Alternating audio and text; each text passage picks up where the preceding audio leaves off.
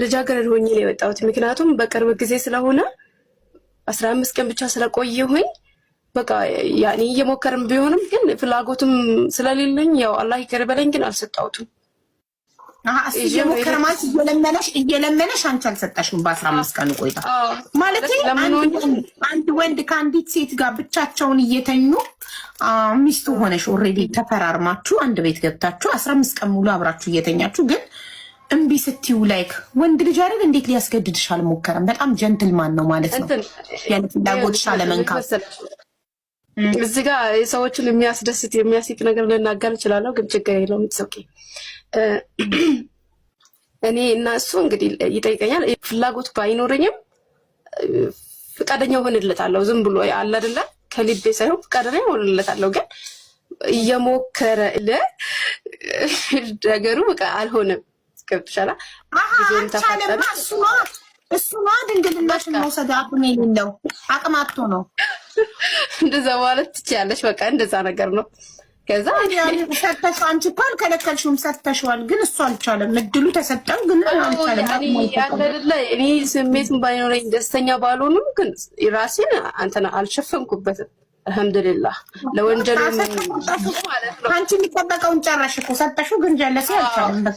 እሺ በቃ ከዛ የመጣሁትን ይዤ ሄድኩኝ።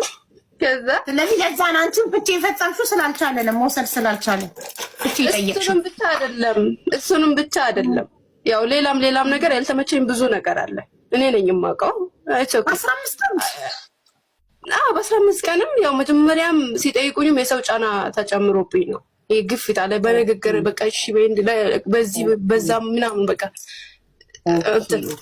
ያው አሳፍተውኝ ነው ሰዎች ገፋፍተውሽ ነው ማለት ነው። ይሄ ሰውዬ አጠቃላይ ከዚህ ሰውዬ ልውጣና በዚህ ፍርድ ከጨረስኩኝ በኋላ ምን ይሉኛል? በእነዚህ በሚታወቁ ኡስታዞች አለኝ የምትወጪው ማንን ነው እና ማን ባልሽ ቢሆን ስለሻል ነው ፍርድ ተጠየቅ